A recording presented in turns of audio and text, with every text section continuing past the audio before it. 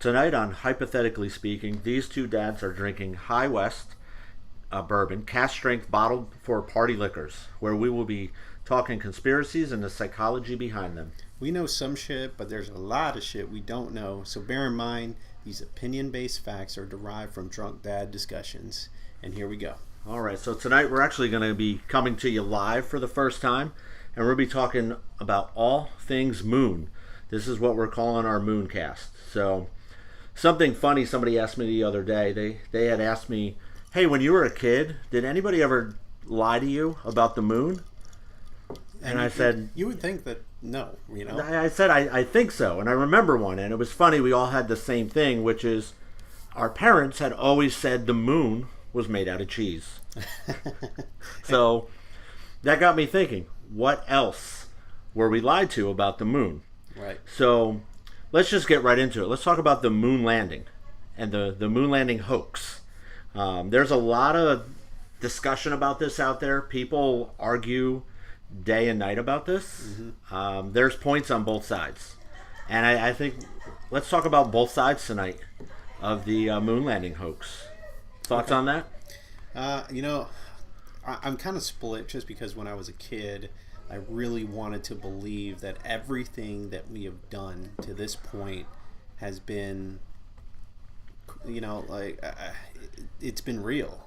But you just start to peel the onion back, and you start to wonder about certain things that we're doing today. Like, for instance, when I send you that text message talking about how, NASA was experimenting with ways like different propulsion and being able to land a lander on the moon, and these are all like revolutionary things that they're doing today. But then you can't help but to think, how did we get it perfect before and lose all of this research and development that we did in the past, and then can't replicate it? And now, like, we're struggling. We really are. And we're spending all of this money on trying to research how to actually replicate the same stuff that we had already came up with in the 60s to be able to successfully do it today. And what's interesting about that is the argument is we're less acceptable of a tragic failure because of the Challenger incident and a couple of other like space-based incidents, that we want to get it perfect before we go out and we risk putting people in space. And that would make sense if we hadn't done it before. But because we, and I say this with air quotes, have done it before, we're not okay with accepting that risk. Yeah, I would agree with that. I mean, there's inherent risk anytime you send anything into space. But if we've already done it, I believe there's less risk. We have better technology. Mm-hmm. So I would believe there's less risk this time than we had in previous attempts to go to the moon.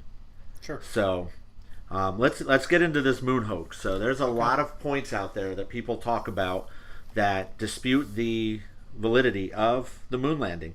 One of the biggest ones that I've had people talk to me about is they always talk about the waving flag.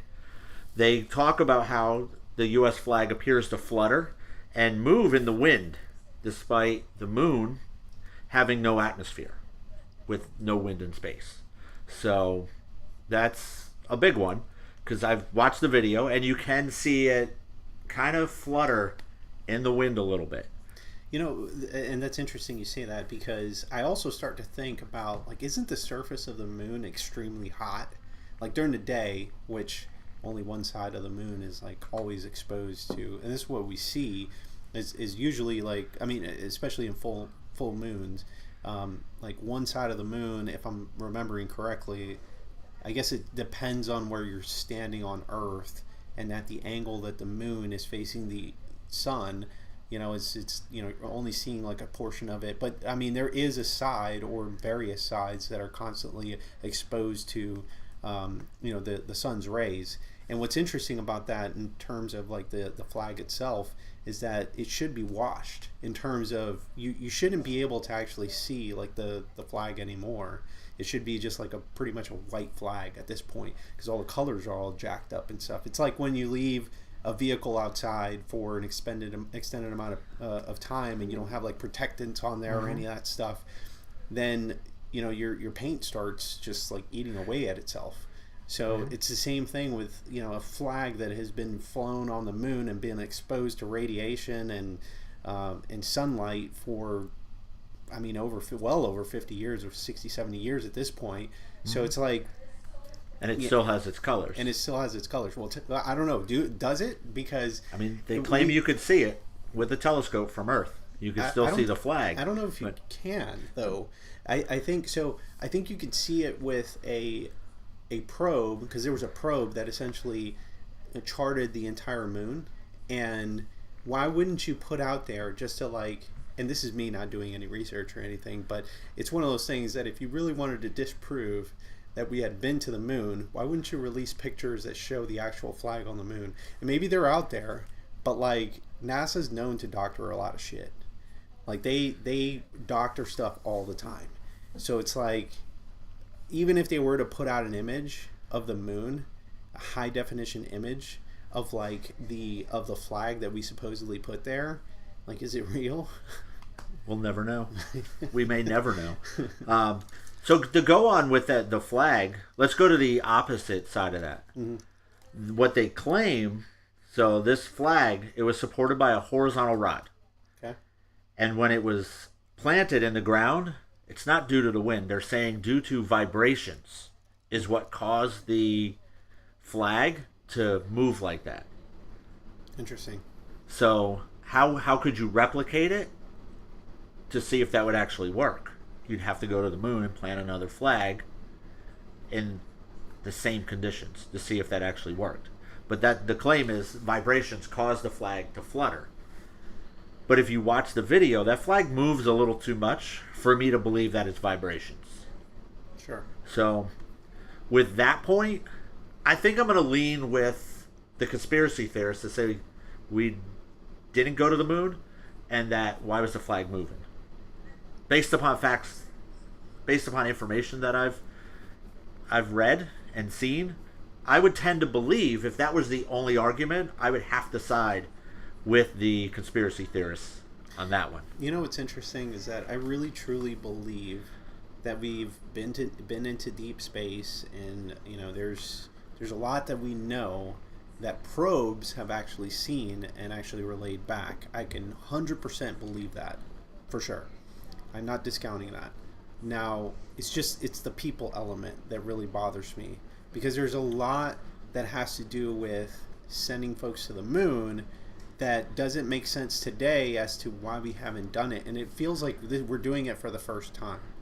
Like, doesn't it feel that way? Where it's just like, there's a lot of trial and error that we're doing today with a lot of the research and development and the technology that we have in this day and age, that you would think that, and you hear this all the time, where it's just like, we went to the moon with the equivalent of processing of a floppy disk. And a lot of you that are like less than 20 years old or whatever don't even know what a floppy disk is, but essentially it's like, you can, I think a photograph on your phone is a lot larger. It's like using an iPod versus an iPhone. Yeah, a lot of people don't even know what an iPod is nowadays.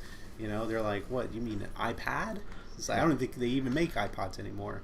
They don't. Yeah. So it's all to say that I feel like we're catching up and just sitting on a lie.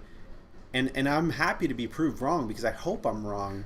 Because as a kid, when I wanted to be an astronaut, I truly wanted to believe that we actually did these things. But there's just so much gray area. And if you think about I know you're probably going to talk about Van Allen belt? Yes. Yeah. And when you start thinking about like the exposure to radiation and like speed and everything, and I'm just a dude on the internet. We both are. And we know some stuff, and as I said at the beginning, we don't know everything, but it's all to, if it really makes you take a step back and think through, okay, like take the Chernobyl accident. There's people that were exposed to way less radiation than out in space, and they were messed up for years, or like they ended up developing cancer. Did any of the astronauts have cancer? I don't think so. I don't think they did. No, they all lived long, prosperous lives, and they, if they did pass away, then they lived a normal life. They did As normal lots of as, PR yeah. appointments, made a lot of money off of Mhm. going out and signing autographs and taking pictures. Mhm. After I don't think any of them died young, No, not to my knowledge. no. If there was one, we'll research it after and find out. We'll post it in the comments. Yeah, and see, that's the beauty of this podcast here is like, I'm going to be completely straight up with y'all. Like, we do some research, but we don't do a lot of research. We just sit here and just comment and just like think through things, and we're drinking here and we're just spouting out what we believe. And we might be missing information. That's why we're relying on you all to provide some comments and help us understand, because I'm okay admitting if I'm wrong or not. Absolutely. We have opinion-based facts here. So Exactly. that's what we base this whole thing on.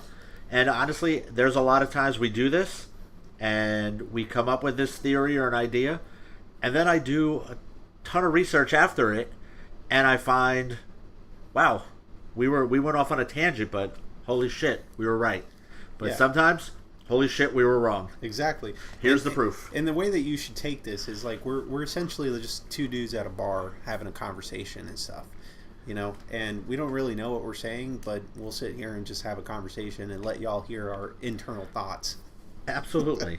So, back onto the some of the conspiracies out there. No stars visible was one of the big ones that some people talk about.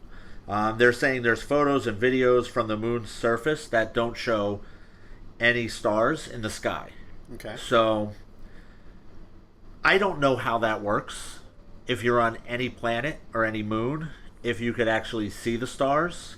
I know when you look at some of the facts and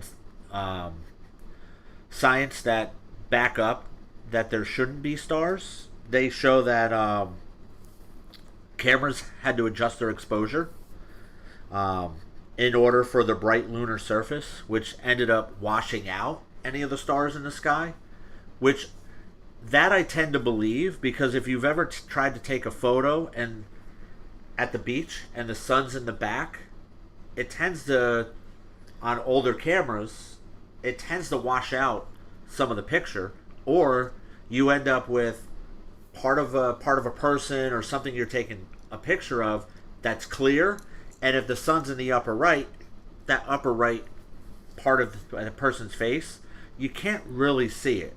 So, and if you adjust the exposure to do these things, you may lose some of the other brighter objects that are in the photo. So, and we're talking about a camera in 1960s. And see, that's the key. Is the problem that I have with that is, and I grew up in the 90s, born in the 80s, but pretty much grew up in the 90s. All to say that my dad, he was, he used to love photography, and he had a SLR camera, and he taught me how to use an SLR camera, and there's a lot of different adjustments on the camera in order to get the right exposure. And this is like just on a camera that didn't have a screen. It was just a viewfinder and different mirrors like within the actual camera, and then you had to get everything right in order for you to have a legit picture. Like, you didn't even know what the picture looked like until you get into a dark room, or you sent it out to be processed, and then you go and you look at your picture and stuff, and you're just like, oh wow, that was a great picture, but you don't know what the hell it is that you actually took a picture of, and whether it was a good picture or not, good exposure or not.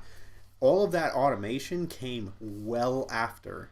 So you're telling me that in the 60s we had basically machine learning that allowed the camera to automatically adjust, or had settings preset to be able to come up with those beautiful images that we see today, those iconic images from the moon. Like, I don't buy that. Like, I really don't. And then that's, let alone, like, not only the adjustments or the automatic adjustments, there's also the batteries. Like, they're doing research right now for, and this is part of the article that I sent you, it was a NASA article that was testing batteries in space type of situations. And batteries had been in space before, but in low Earth orbit. and you have a lot of solar power and all that stuff, and you have to actually basically charge a battery with solar power and everything. You have more access and more exposure to the sun when you're out in space, but you have not only are you streaming, which wasn't a thing until way later. I mean, the internet wasn't even technically a thing. Like, there was no AOL back in the 1960s. I mean, correct me if I'm wrong. I think AOL came out in the 90s. You're correct. But yeah, it makes you think. Like, you think about batteries. Wasn't it NASA who just released that test on batteries not freezing in space? Exactly. So how did they power a camera? Was it physically plugged in? The camcorder, the camera that they were filming with, yes, I believe that was plugged in. Mm-hmm. You didn't really have wireless camcorders back then.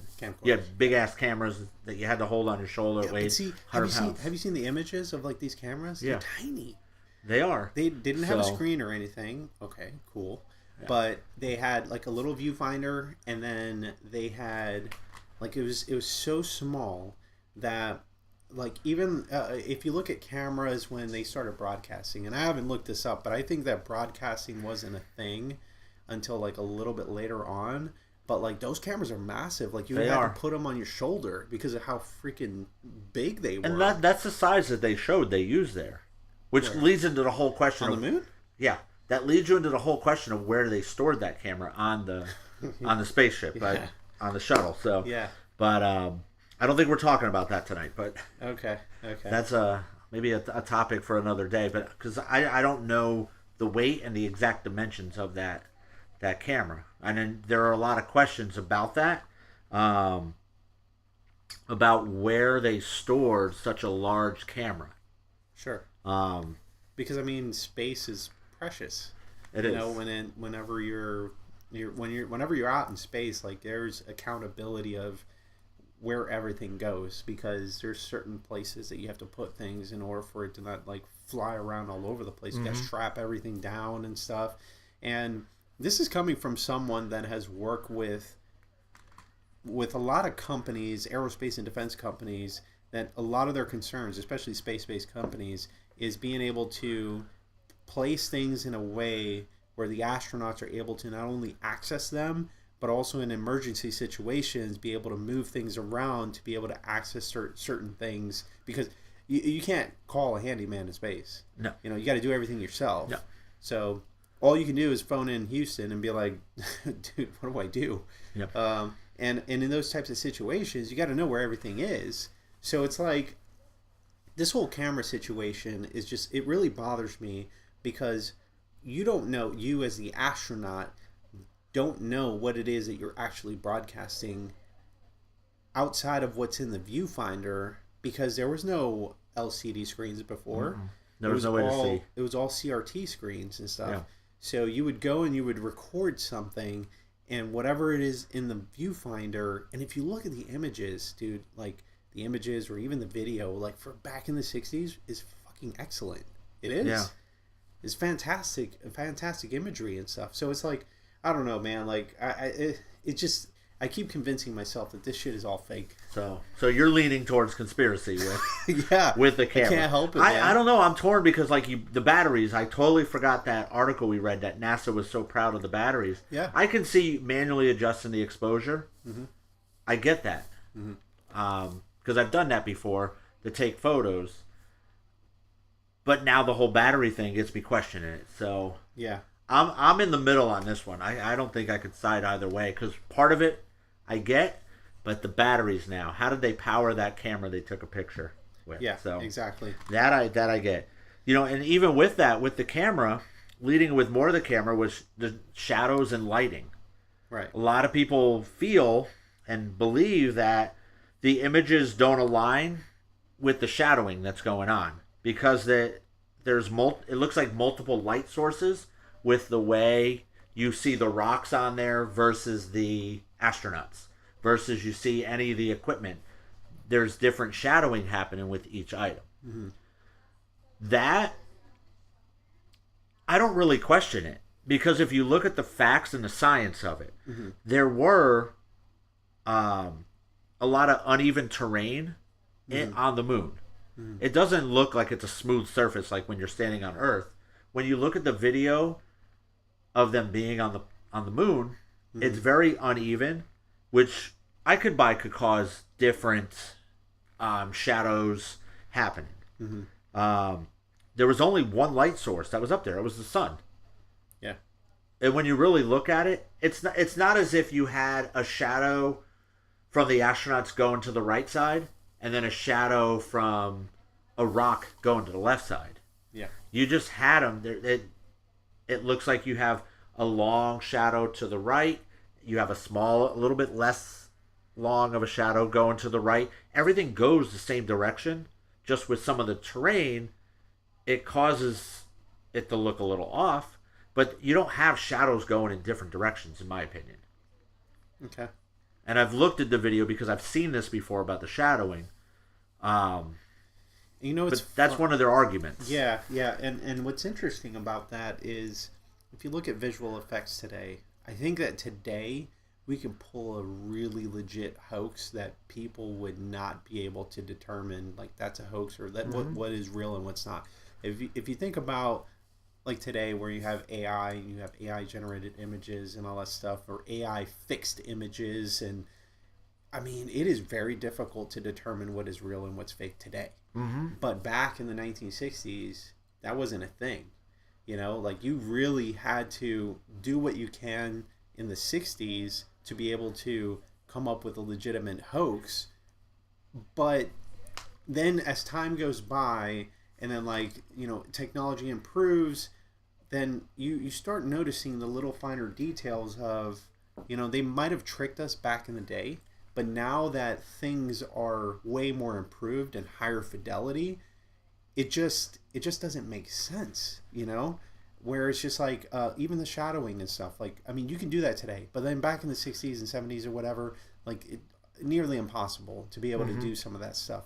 And there's also, you know, there's some stuff out there in terms of conspiracies where there was, you know, I forget what the movie was. There was a specific movie that came out around that time that was a movie about, and we really go into like more of the Hollywood theories where I feel like Hollywood is a place for creativity, but also a place for government propaganda to where, you know, it's more of a way for desensitizing a nation or even the world itself, to where everybody watches movies, everybody watches shows, and if you're able to leak out the right information for then someone to write a script for a particular show, and then people see it in a show, when the real thing happens, then they're okay with it because they had seen it in a movie, so then they're desensitized to like the real thing. Because they're just like, oh yeah, this is like that movie that I watched or whatever.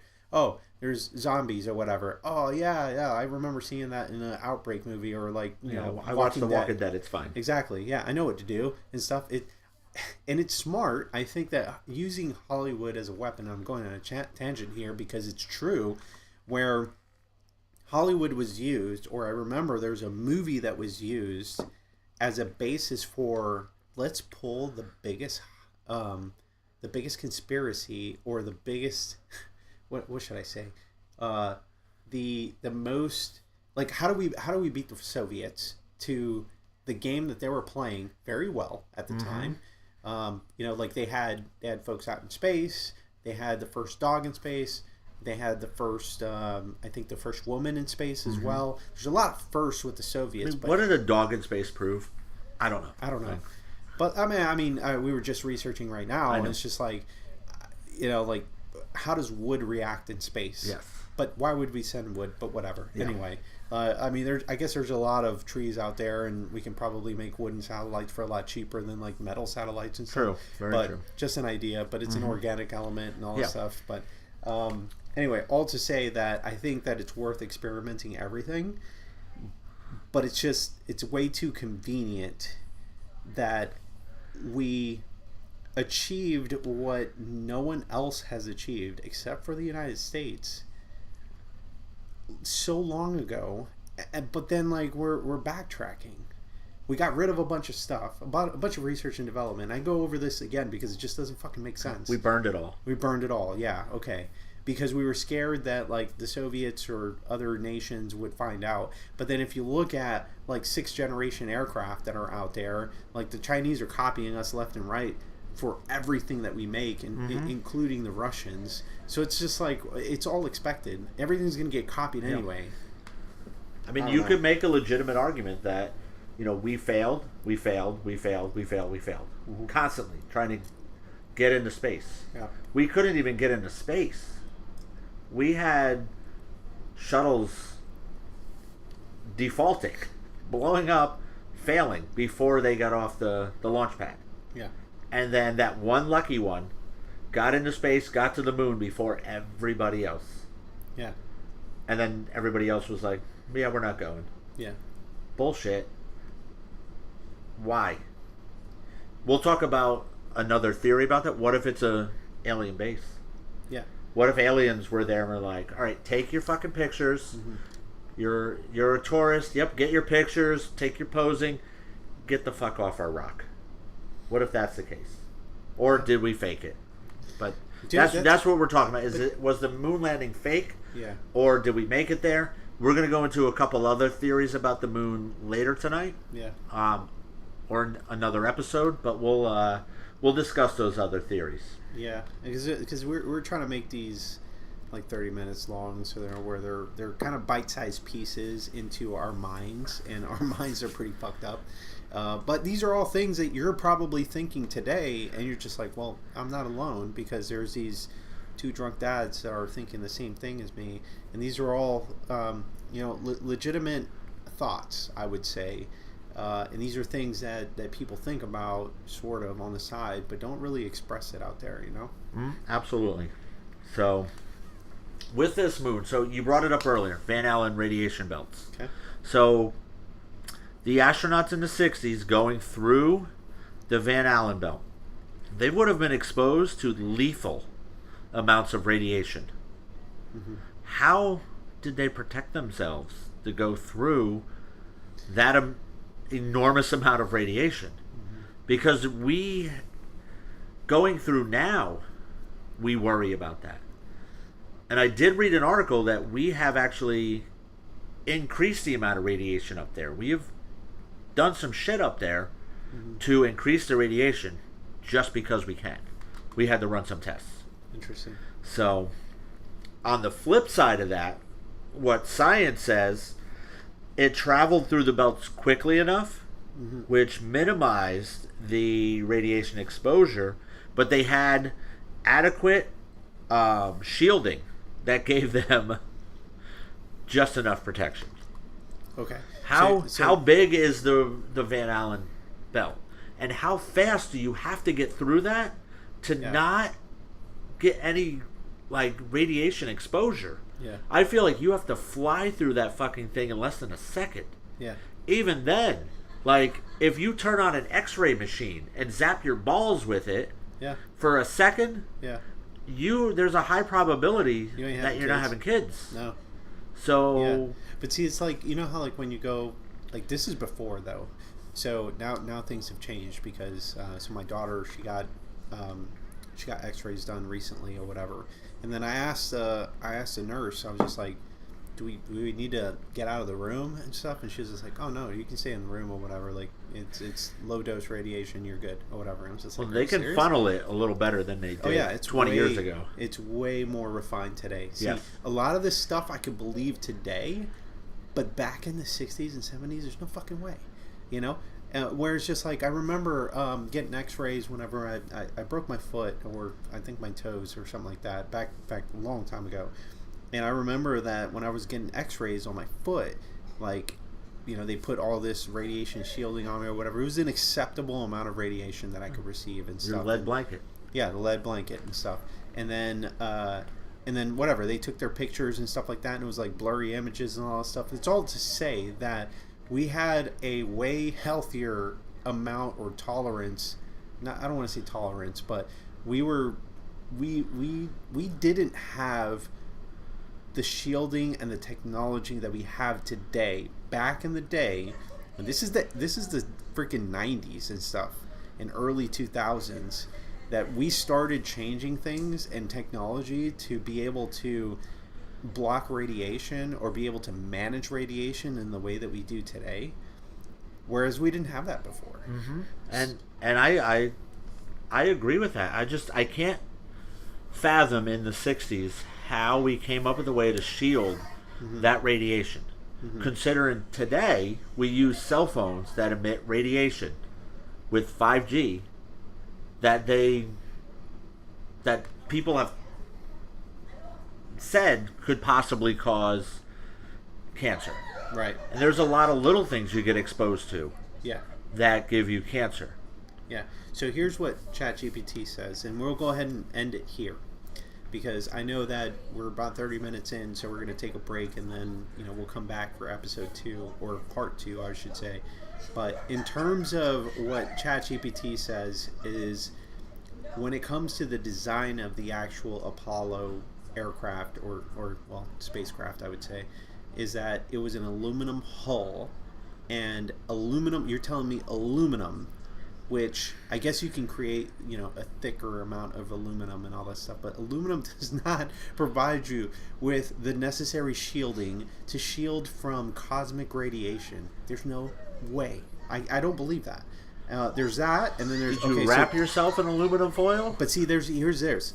There's trajectory planning. This is what you were saying. Whereas there's speed, and there's like assessing the trajectory around the moon, because you know how it's just like kind of like the infinity sign. Yeah. That was the trajectory to get around the moon. It's a slingshot. Right. And then, so that's the most intense regions of the Van Allen belts. Okay, got it. Okay. But you pass through it really quickly, but you're still exposed. You are. Yeah. To cosmic radiation. And then, so again, it goes down to timing, mission timing. So low solar activity to reduce the risk of exposure to solar particle events. And you're monitoring the solar activity. So again, you're going back to, like, we can do this today. But we can do this back in the 60s and 70s. We can monitor the cosmic radiation in real time. There's no fucking way. No, I'm going to research this. And how long were they in the Van Allen belt that they were protected? Listen, like I'll go if it was a second. Okay, sure. Maybe the aluminum did just enough. Yeah, because they said that it was adequate. Protection. Okay. A second. Okay. How long is adequate protection going to hold you? A second? Really? No. It's like when you put that gel stuff on you for catching yourself on fire. Yeah. That's adequate protection, but it only lasts for a few seconds before you have to put the fire out. Yeah. So if it's aluminum, what is the adequate amount of time that you have to be exposed before you have to get the hell out? But see, wasn't there, like, I've seen Apollo 13. And there's, and I've seen many movies on the Apollo program. Mm-hmm. Aren't there windows?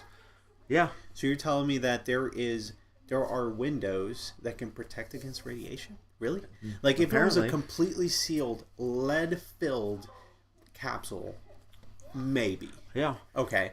But there's windows. You have to be able to have windows to be able to see the outside. And you also, in order for you to actually dock with the lunar lander, like, you had to be able to have windows.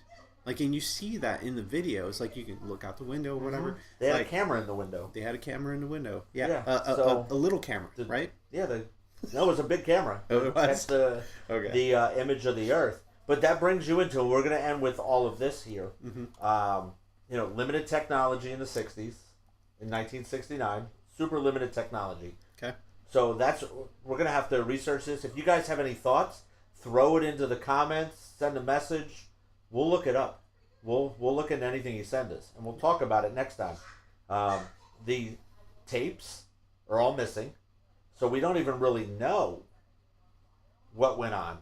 We're going based upon copies of those tapes, so we don't know if any of the stuff that we've talked about is actual footage. It could have been doctored. Sure. The original tapes are gone. So there's that. Based upon what we talked about thus far on this podcast, it almost seems like it may be a hoax. I don't want to believe it just yet because growing up, it was just badass that we were the only people to make it to the moon. I was born in the 70s, grew up in the 80s. It was us versus the Russians. Mm-hmm. So I grew up during the Cold War. I want us to always be better than the Russians. Now I want us to be better than the Chinese. So my heart wants me to believe that we were on the moon first and we're the only country to do it. Agree. But my brain, with what I'm researching, is starting to take me in another direction, folks. Well, all to say, stay tuned for part 2. We're going to take a break here. And we'll be back in a bit.